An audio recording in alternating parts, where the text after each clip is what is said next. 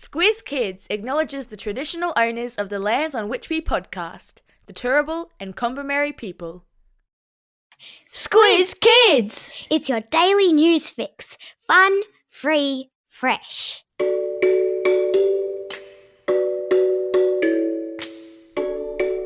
Hello and welcome to this very special edition of the Squiz Kids Q&A, the podcast where you, the kids of Australia, get to ask the questions. I'm Bryce Corbett, and joining us today in the Squiz Kids Q&A hot seat is none other than the Federal Education Minister himself, Jason Clare. Now, as the Minister in the federal government responsible for schools and education right around the country, it's not a stretch to say that more than any other politician in Australia, this man has a big influence over your day-to-day lives. So, let's plonk him in the hot seat and get him to answer the questions that you've sent in. Minister, welcome to Squiz Kids. Well, thanks for having me. This is awesome.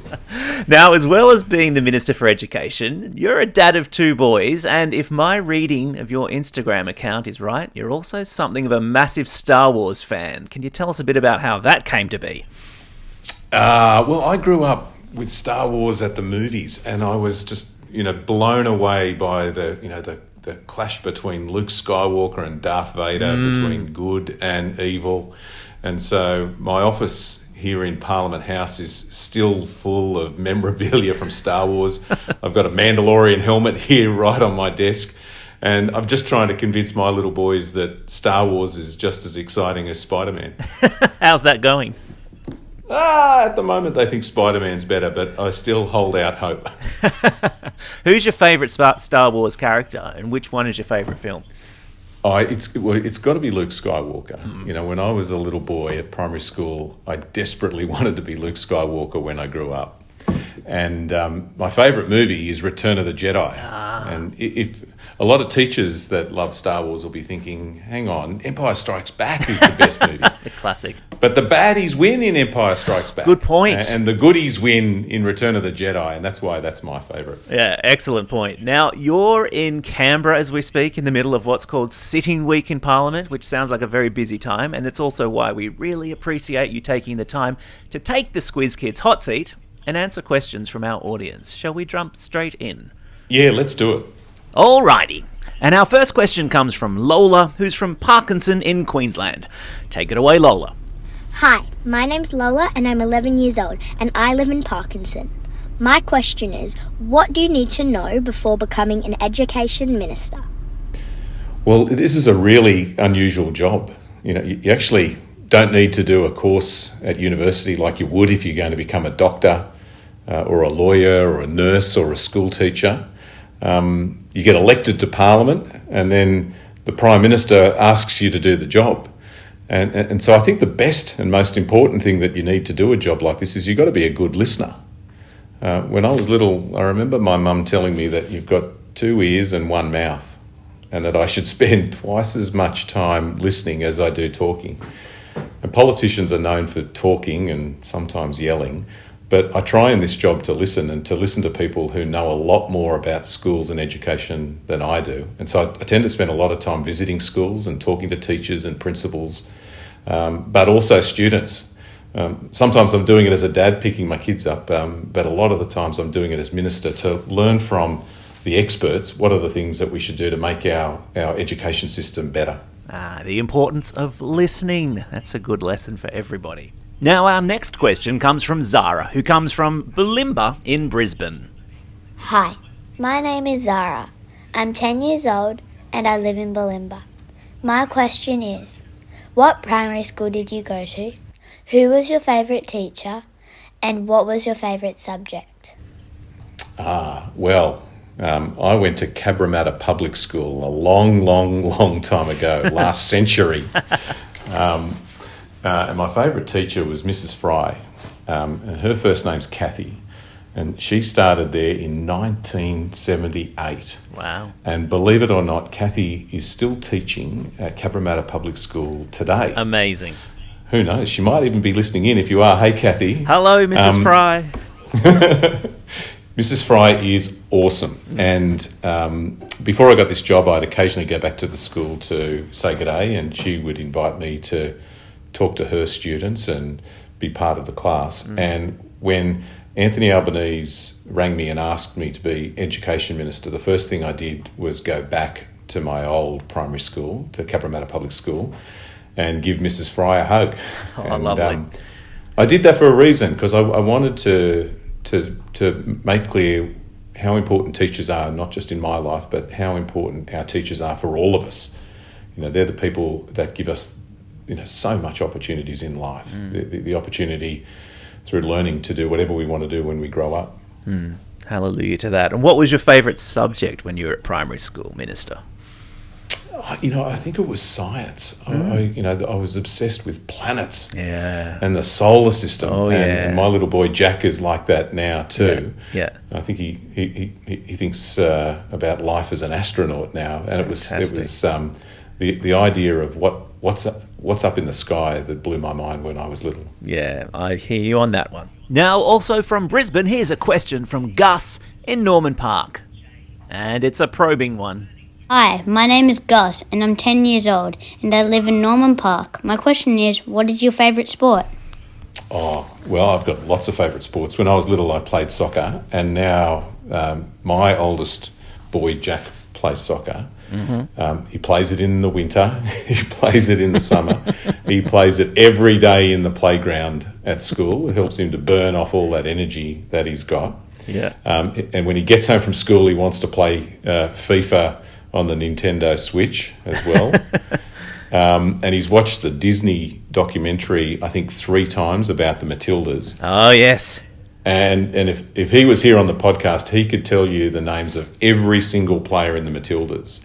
And the awesome success of the Matildas, I think, has helped encourage a lot of girls to want to play soccer this year and next year and into the future, but also a lot of boys as well. And I know just from my son that he is obsessed, not just with soccer, but with the awesome success of the Matildas. Now, let's head down to Goulburn, not far from where you are right now, Minister, where Oscar has a question. Hi, my name is Oscar. I'm 12 years old and I am living in Goulburn in New South Wales. My question is, what is your opinion on the teacher shortage? This is a really important question. A lot of young people listening to this podcast, a lot of teachers in the classroom will know that there aren't as many teachers in our classrooms as we need. There aren't many jobs in our country more important than teachers, and over the last 10 years we've seen a drop in the number of people that are going to university to become a teacher. And one of the big priorities for me is I want to help us to change that. I want more people when they finish high school to want to become a teacher rather than a lawyer or a banker. And so one of the things that I'm doing to try to help to change that is offer scholarships, which are worth up to $40,000, and they'll start in a couple of months' time, to encourage people who are at high school now, about to finish high school, to think about becoming a teacher rather than doing some other course. The idea that teachers just start at 9 o'clock when the bell rings and finish at 3 o'clock when the bell rings at the end of the day is not true. Teachers do a lot of work before school and after school, often into the night and on the weekends and during school holidays. And so if we want more people to become teachers, and we desperately do, then it's about pay, it's about working conditions, it's about making sure that teachers have got more time to teach.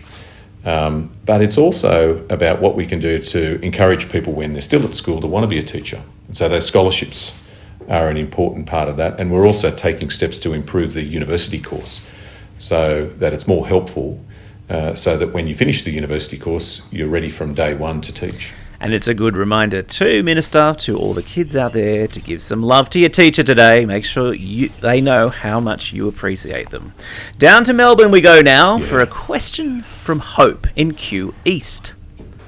Hello, my name is Hope. I'm 10 years old and I live in Kew East in Victoria. My question is, what are your ideas for improving education in Australia? That's a really, really good question. I think we've got a good education system in Australia, but it can be a lot better than it is at the moment and a lot fairer. I want to make sure that we fund all of our schools across the country fairly, And we're not really doing that at the moment. Our public schools aren't funded to the level that they need to be. And I want to make sure that we use the extra funding that we need to put into our schools to make sure that we help children who really need help.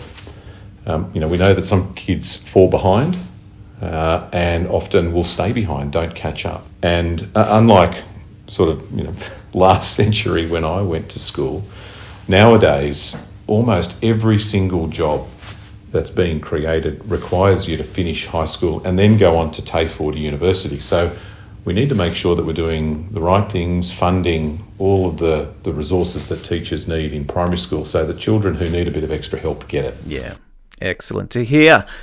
Ethan has a question now, which we had a lot of kids writing in wanting to ask you. And that question is... Hi, my name is Ethan.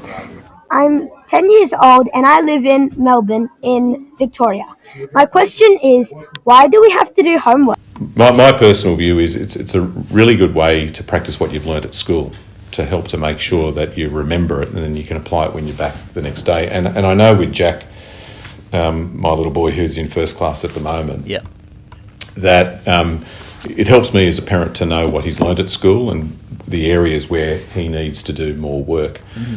So it's really helpful for me as a parent, but really important, I think, for Jack to be able to go through the stuff that he's learnt at school as well. Yeah, absolutely. Sorry, Kids of Australia, the Minister of Education is recommending homework. There you have it. Yeah, sorry. Let's go now to Frida in Balaclava in Melbourne with a question about NAPLAN. Hi, my name is Frida and I'm 10 years old from Balaclava in Victoria. My question is about NAPLAN. My mama says NAPLAN is not all that useful because it doesn't test how kind you are, or how good of a friend you are, or how well you can sing and dance or play a sport. Do you agree? Yeah, well, that's absolutely right. It doesn't measure everything. It doesn't measure, many of the things that are so important in life, like the sort of person you are. But it does help us to understand where you are with reading and writing and spelling and maths. And all of those things are really important for teachers and parents so that your teacher knows where you're at and whether you need extra help, whether mum and dad know where you're at and whether you need extra support. And also in my job as the minister to make sure that with the funding that we need to invest in our schools, that we direct that funding to help those children who need that extra support. Now here is a question, Minister, which perhaps needs a little bit of context. Claudia from Cooperoo has a question about misinformation and social media after her class have recently completed Newshound's Squiz Kids free media literacy program for primary school kids. Hi, I'm Claudia. I'm 11 years old and I live in Cooperoo. We've been doing the Newshounds program at school where Squizzy the Newshound teaches us to stop, think and check before believing everything we see, read or hear online. How important is it for kids to be taught how to spot fake news and misinformation? The answer is really important. There is so much information out there that it can be tricky to work out what's true and what's not. And so being good detectives and spotting fake news is a really important skill to have. So I guess my message is remember what Squizzy the Newshound says. Stop, think and check. Absolutely. Hallelujah to that. Here's a question now from Felix, who's 9 and lives in Maruka in Brisbane, and he is a little puzzled by what exactly it is you do down there in Canberra. Sometimes we watch politicians in Canberra on the news, and they always seem to be shouting at each other. Why do they do that? If I did that in class, I'd be sent out. Yeah, good question, Felix. Sometimes it looks more like a football match than a classroom or a parliament. And sometimes that's what happens when you have 150 people all in a room and half of them are on one side cheering for one team and half of them are on the other side cheering for the other team. That it looks and sounds more like you're at the footy or the soccer than in a parliament. And I can understand why you look at it and you say, why are people shouting? Or mums and dads shake their heads and think that all of these politicians are behaving badly. And sometimes they are. Sometimes they are. And it's not a good look. The only thing I'd say to Felix is that's one part of the day in Parliament that's called question time, where all the politicians are there. And for the rest of the day, it's usually the opposite, where there's only 1 or 2 or 3 or 4 politicians in there and they're making speeches, and it's often very, very quiet and usually well behaved. We'll take your word for that. And finally, a question from Otto, who lives in beautiful tea gardens on the New South Wales mid-north coast. Hi, my name is Otto. I am 7 years old and I live in Tea Gardens, New South Wales. My question is, what's the most important thing you've learned when you were in primary school? Well, thanks, Otto. My little guy, Jack, he asked me when I got this job last year, and he was in kindergarten last year. Yeah. He said, Dad, are you in charge of schools now? and I said, well, sort of. And remember, he's only been at school for maybe 2 or 3 months at this point. Yeah. He says, Dad, can you ring my teacher and tell her that I'm not coming back? and I thought, what am I going to say? And Jack's obsessed with the Matildas now, but this time last year he was obsessed with Spider-Man. Wanted to be a superhero. Yeah. And I said to Jack, going to school gives you superpowers. Because it's what you learn at school, it's what the teacher teaches you, it's what you learn from your friends as well. That will give you the power to be whatever you want when you grow up. Yeah. And so, the lesson that I learned at school about the power of education, I'm trying to instill in Jack too, and to everybody that's listening, that it's what you learn at school that gives you superpowers. It's what you learn at school that gives you the opportunity to be whatever you want to be. Everything that you dream of at night, you can do when you grow up. But it's school that gives you the chance to do that. Amazing. And what a wonderful note to end on. Minister, that is officially a wrap. We really appreciate you taking the time to chat to us. Thanks, Bryce. I really enjoyed the chance to speak to all the kids and parents and teachers out there. To all the students, keep working hard at school. And a big thank you to all the parents and teachers for the hard work that you do to make sure that our children get a great education. 100%. Now, if this is the first time you've stumbled across us during the school term, Squiz Kids is a daily news podcast made just for kids. A kid-friendly take on the big news headlines, fun, free, fresh. And teachers, don't forget about Newshounds, our free media literacy resource teaching primary school kids how to spot misinformation when they come across it online.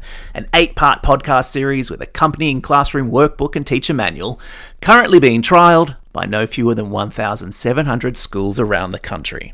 Check it all out at squizkids.com.au, or simply subscribe to Squiz Kids in your favourite podcasting app.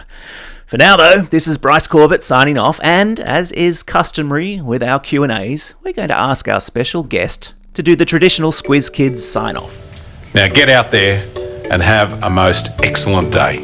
Over and out.